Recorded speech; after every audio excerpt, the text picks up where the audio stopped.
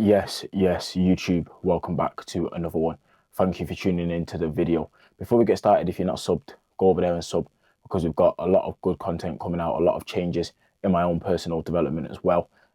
Let's talk about them. Firstly, I have just reversed out of the deficit last week, so wrapped it up at 75.4 as a low body weight. I actually had a low at some point of 74.95. I just had a really good drop off in fatigue and stuff like that. And then after reversing now, 7 days or 8 days later, I'm sitting at around 77. So I'm about on average a zero point 0.9 kilo up in increase. So just over 1.5 pounds near to 2 pounds total, which is really good and what we expected because I wasn't too physically fucked through being able to administer my training really well and recovering really well when I was in that deficit. There wasn't a lot of fatigue to be flushed, right? So body weight did ever so slightly trickle up. So when I was sitting at that point and holding body weight for the next following week until next Saturday, and just genuinely training has been really good out of the gates. I took 3 rest days when I reversed my diet. Well, a couple of days actually after I reversed my diet, I thought, you know what, I'm going to take 3 rest days. I was feeling a little bit battered, and also I've got a new split and a lot of changes to training, so I knew that the novelty of that stimulus would just beat me up a little bit more. So I was like, right, I need to be careful in how I approach this. So took 3 rest days, really good on the back end of those rest days now. And then we've got in for the new split. So my new split has changed to upper, lower, rest, push, pull, rest, repeat. So 6 day rolling split, which means I don't know the days that I'll be training so often per se. But the good thing about that is I will have the ability to get in and train with people like Elliot that I'd love to get training with more often. We literally train at the same gym, work together in business, and somehow like don't train together that often. That would be quite cool. Elliot, if you're watching, let's get in the gym. But also, aside from that, it means that I get a chance to bring up the body parts that are a little bit behind in terms of what I would like to be as complete. Upon dieting, we got to see my quads are really strong. Really strong, like from being my worst body part to maybe potentially one of my best right now. Then I'm putting essentially a push session back in so that I get a little bit more press and volume back. My back is getting closer to complete to my front. So I'm like, right, well, let's start bringing up everything again. I can still put more volume towards my back, but let's bring a push day and introduce that back in because I weren't doing a push day up until now. So that's back in. And then also, I know that I still need at least 2 times frequency for my hamstrings and adductors. I don't want that to slip from what that 2 times frequency was, or my hamstring was actually on 3 times. I don't want it to slip from, like 3 times a week frequency to one. My adductor was on 2 times a week frequency. I don't want that to drop to one because it is improving, but it's not complete yet, and it's not a strong point to be doing once a week. Frequency is everything in terms of retaining quality if you want to have a high volume of work across a microcycle, right? So what we've essentially done is done upper with my tricep work, then lower with my bicep work, so I can keep bringing up my arms. So arms is pretty much every damn day. It literally is every session. So I've got upper with tricep work, lower with bicep work. Then my lower will obviously have my adductor, ham curl, quad pattern, quite a bit of quad work in that because I'll be training it once every 6 days. Then on my push session, I've got my obviously my tricep work only. Then I have my overhead press of whatever kind. So I've got some front delt pressing back. We just want to bring my front delts up to a really good position. Now I've only done 3 or 4 sets of pressing every 7 days for the past 15 months. And then on my pull session, I have a ham curl and some adductor frequency. And then obviously my bicep work and my back work, which means my adductor and hamstring volume is now at twice every 6 days rather than 3 every 7 days. So it's only ever so slightly tapered away. My quad volume has dropped from 2 times every 7 days to once every 6 days. So that's dropped quite drastically. And then my upper body is just getting hit quite frequently. My arms are getting hit every single session, which will be 2 times every 3 days. So it'll be on off. So bicep, tricep off, bicep, tricep off. So really good split tailored towards literally everything that I could imagine needing to bring up. Me and Adam just did a bit of thinking, bit of digging, bit of science bro stuff in the group chat and got me sorted out. So ready to get cracking. Upper got trained yesterday, was an amazing session to say the least. I felt really good. Put some new movements in there. I've not been beat up by the novelty, so that's really cool. Then I'm in for lower today, and that's where you guys are going to join me because today we can have a little look at leg training, how I'm setting up to still grow, some really good wheels, and hopefully I can help you guys with the same as well through some cueing and stuff that we can walk through whilst I'm training. Alongside that, we need to go and make my intro. I've got my 2 bottles here. I need to make my EAAs and my Carbex, and then we can get on the roads because my session is rolled out and everything else has got the all clear. So let's get training. And a quick intro situation here before we leave. So obviously halfway through my session, I'm chugging back my EAAs. I'm using CMP one at the moment. It's like the cola bottle flavour. Reason being because I'm using the cola Carbex as well. I obviously bought these two when Food Focus has started kicking in for me, which is just ideal because they now taste awful. Not awful, but just made I'd probably go unflavoured and just put like Vimto in there, or like a, like a low sugar, sugar-free cordial. But not the case right now because I've decided to go for this cola bottle one. So cola EAAs in one bottle with 10 grams of creatine, and that's just creatine monohydrate, right? 10 grams is 10 grams here. It's not got any other partitioning of like other random stuff in there. Some of them do. Some of them are like 5 grams to 3 grams, so be careful of that. And then the other 2 grams like salt and stuff like that. I think even the JP ones are like that, so be very careful. But these two go together in one shaker cup that's literally got like, I don't even know, 150 ml of water in at most. I chug that at once. One, because I want to get that amino profile straight away at once as a hit in between my session. It's going to be quite a long one. I've got work on the back end of my lower now, so that just gets smashed in one. Also, I just don't like a lot of fluid because it tastes awful. So why would I want to smash that down? Like, why would I want to sip it down? Then the other has about 350 to 400 ml of water, so not a lot at all with my cyclic dextrin, so with Carbex. Reason being because I don't like a lot of fluids when I'm training. I like to train off an empty stomach or emptier stomach. I don't like to be full. Same reason why in my pre-meal, the only veg I have is like 50 grams or 40 grams of cucumber, just diced up really small. Pretty much majority of that being water. Again, because I just don't like a lot to sit on my stomach when I'm training. So my post can be okay with veg sauces. However, obviously I don't like a lot of fibre post. But pre and post will probably have a lot less veg than my other meals in the day. So yeah, pre is literally salmon, rice, a tiny bit of cucumber. Try and keep the food volume fairly low if I can. And even if that got too high, I'd probably change that to like a thick cream of rice or something that was a bit less volume than obviously rice itself. But anyway, yeah, both made. Just wanted to show you guys quickly my little intro setup because I've not done that in a while. But these two together aren't too bad, to be fair. I'm slagging them off. They're quite good for what they are. Cola bottle EAA and the Millions Cola Carbex. I'll usually just go plain, but I need to grow up. At the time, I was craving a little something sweet. So yeah, let's get to the gym. I'll catch you guys when I get there and we'll get rolling.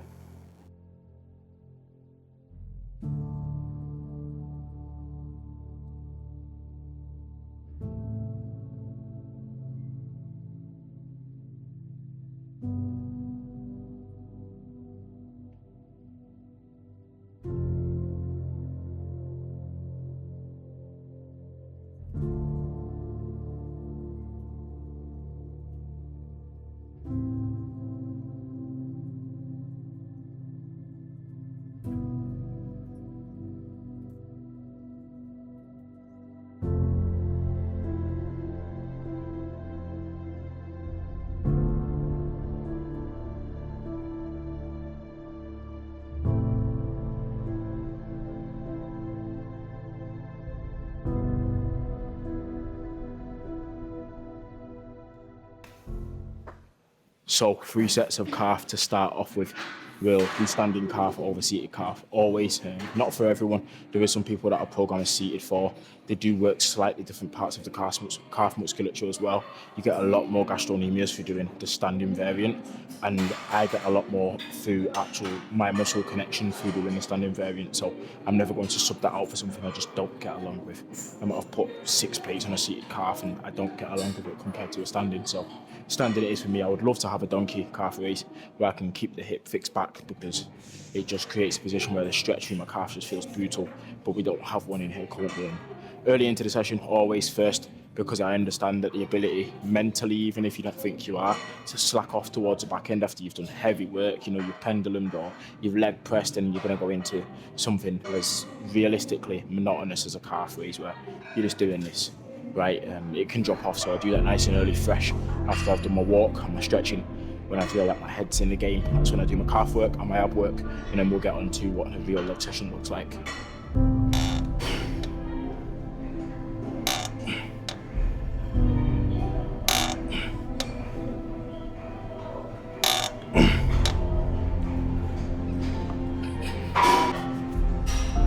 Oh man. What you in for, bro?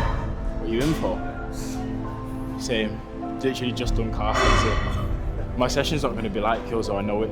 Yours is fucking 6 sets and mine's about 16.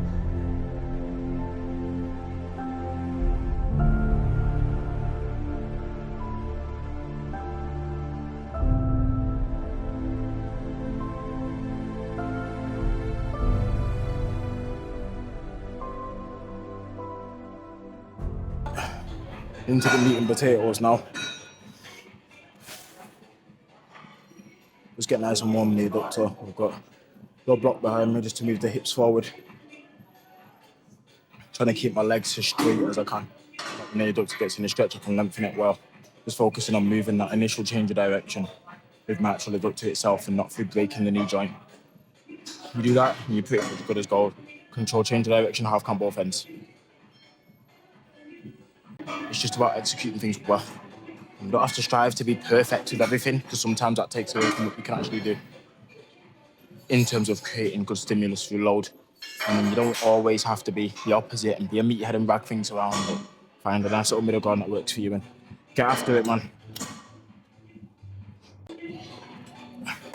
Do 2, 3, 4 warms, as many needed here, because it is something where if you do stretch your adductor when it's cold, you can create really bad injuries, and adductor's one of them.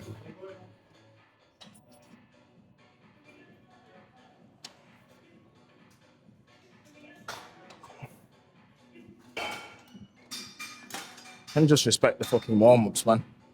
And respecting your warms will allow you to get in a position where you're ready. You're ready for the working sets. If you don't respect your warms and you just rush through them, you're chatting to your boys, having a giggle, flinging things around in the gym. When you get to the work, how do you expect yourself to develop skill acquisition? That's what a warm-up is there for. A warm-up set is there for skill acquisition. If you're not going to use it for that and you don't respect the warm-up, you may as well dive into working sets. That's the kind of safety that you're going into training with. So when I go into my warm-up sets, I'm thinking about changing the direction with the tissue that I want in control of that movement. I'm thinking about the tempo, thinking about if I want a half count on both ends. I'm thinking about that mind-muscle connection. Everything that I'd think about in my working set, I practice that here. It's an opportunity for me to practice that several times before I work. So just respect your warm-up sets, man.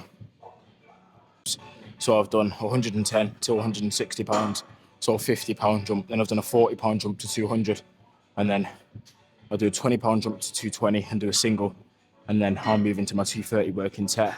The reason why I'm pyramiding, why I'm basically moving smaller jumps in terms of loading as I get further along incrementally down that warm-up set, is because I want to get that acquisition. I want to be able to almost adapt myself to the amount of stimulus I'm going to be perceived to when I get to that working set. So if you can basically just make sure that those jumps are smaller on the way up, or at least matching, never make the jumps bigger, because you're going to get in a position where you do the working set and you're like, oh my God, I did not expect that to be so heavy, right? But if you taper down in actual load increments up until that working set, it can make it feel so damn light. And I do that across the board with pretty much everything. There is a time where I'll just pyramid and I'll do like 10 reps, 10 reps, 10 reps, 10 reps.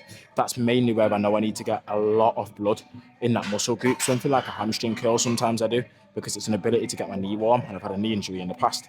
But most of my work I'll do like this, where I'll incrementally just taper away until I get to that working set. So it might be worth giving a go for yourself.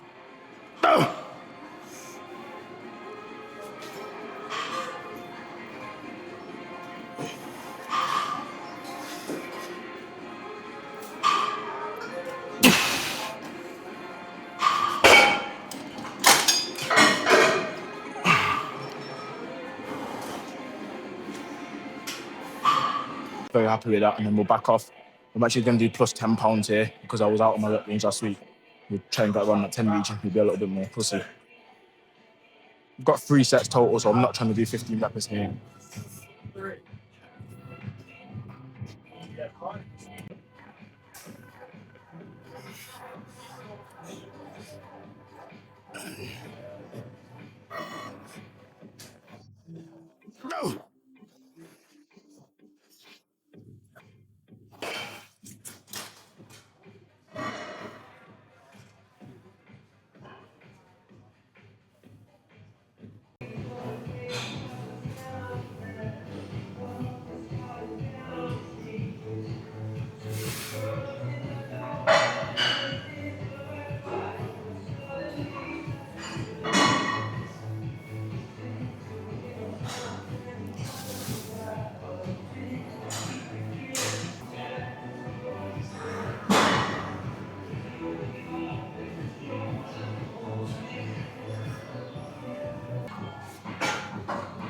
time to get the fluffy socks out.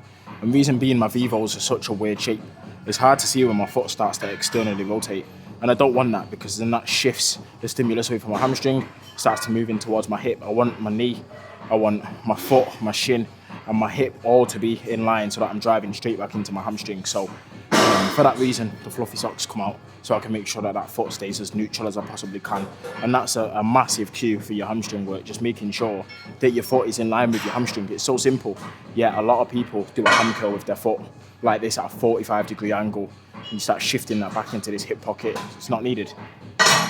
So yeah, 3 sets here as well. We'll probably show a couple of sets and then pendulum time. Let's work.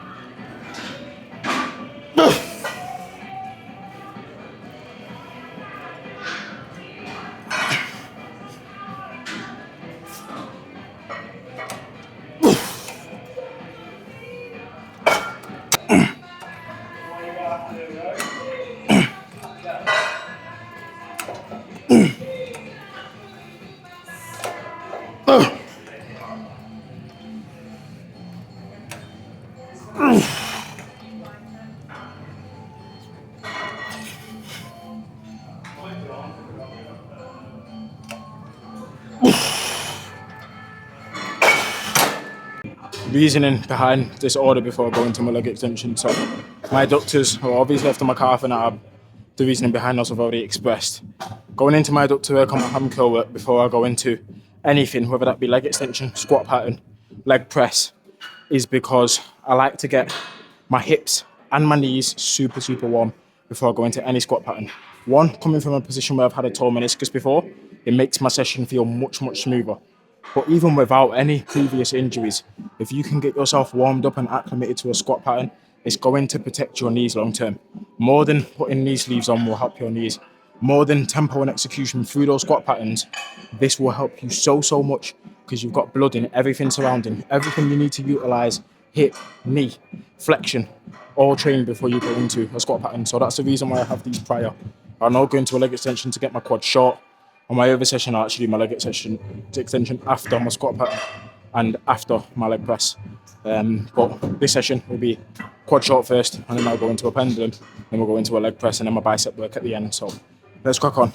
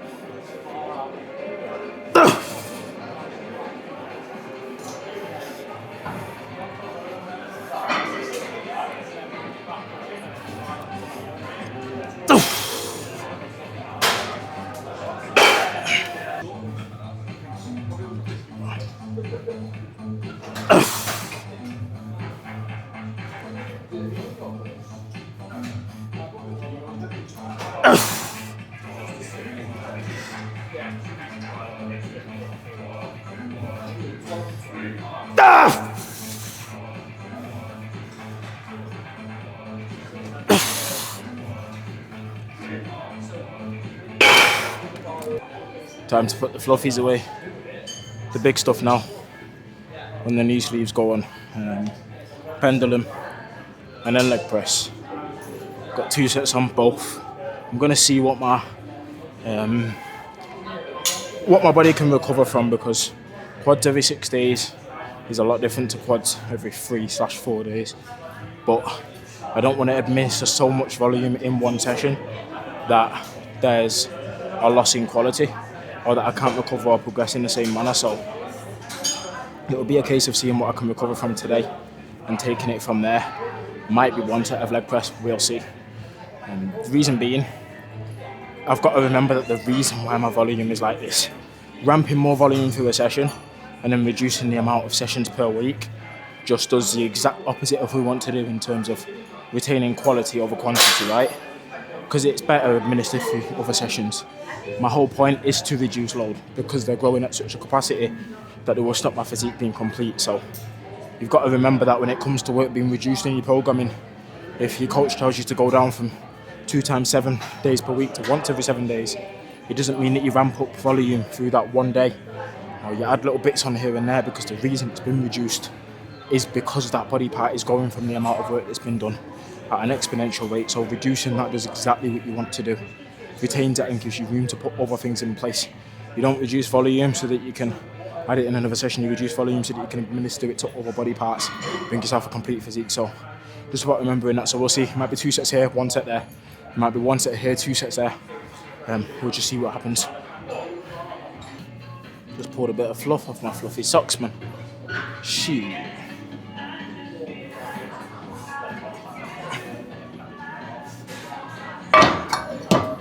Straight to 2 plates, man. 1 plate almost feels cheeky. It almost moves too quick. Start questioning if my knees can handle that sort of speed. Straight to 2. Super wide on my hand curl, super wide. No leg extension. No space for fucking about. And you just give these warm-ups respect, right? And then you don't always necessarily have to start on 1 plate because there's no set rules, even from the words of my mouth. It's as set as you're gonna get, but there's no set rules in this game, right?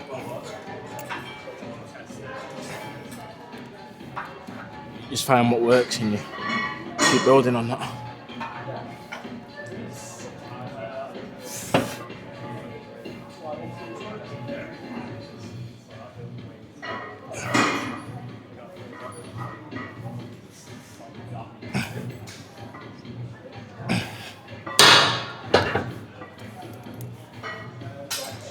Disrespectful speed.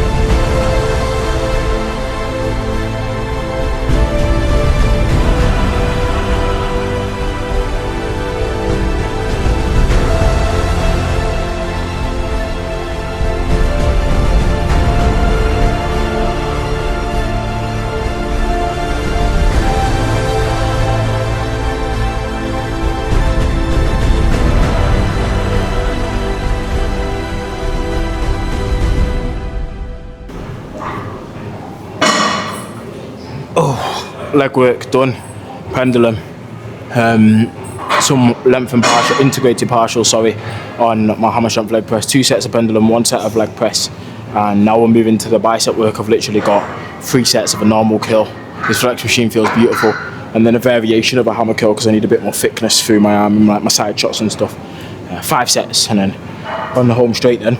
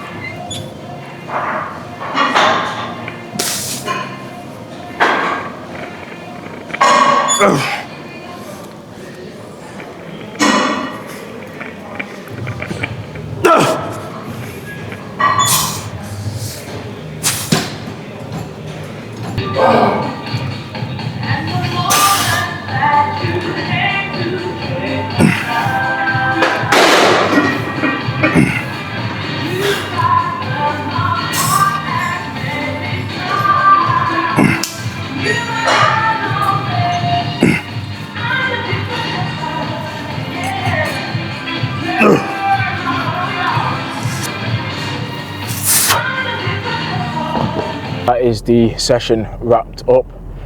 So you've seen the work done through my leg session, my new leg session anyway. Got a little bit of arm work administered at the back end of that, nothing ridiculous, 4 to 5 sets. But my actual leg session's pretty much stayed fairly similar to what it was before. Just trying to make sure that I get the most out of the volume that I've got there in terms of like the quality, because I won't have many opportunities to do that now going through the next 10 or whatever months it is that I'll be pushing up. I'm training them once every 6 days, you know, it's probably going to work out at what, 45 sessions, give or take. So they need to be bang on the money, right? Need to be bang on the money. But yeah, a really good session today. Was some good notes to put in the notebook and stuff like that, some good numbers to use in there. There's like new baselines with the new volume that I'm on, and see if I can really ramp this training up. But going really well, really happy. And yeah, we'll wrap that one up there. So thank you for tuning in as well to the video. It's much appreciated across the board. For everyone that tunes in, watches, likes, subs and stuff like that as well. Really appreciated, because I am starting to post a lot more on here, trying to just basically keep accountable to YouTube, because I know that it's a lot more personal than Instagram. It just allows me to display my personality a little bit more, and also like really deeper insights into my training, because it's better to do that over long form than do that over Instagram. It's very hard to display information in the manner that you want to sometimes over a 60-second snippet. So everybody that's here that hasn't come from the Instagram, thank you for tuning in. If you have come from Instagram, I hope you're enjoying the difference in content and like the long form platform. If there's any suggestions to stuff you'd like to see as well, drop a comment. I need to get some daisy chains, man, for the gym for my tricep setup. So drop a comment daisy chains if you've watched this far into the video, and then I know that you've been watching and you're a loyal one, a real one. And yeah, other than that, I will catch you guys in the next one. I hope everybody has a good, well, it's not even Sunday on your end by the time you see this, a good whatever day, and I'll catch you guys shortly in another video.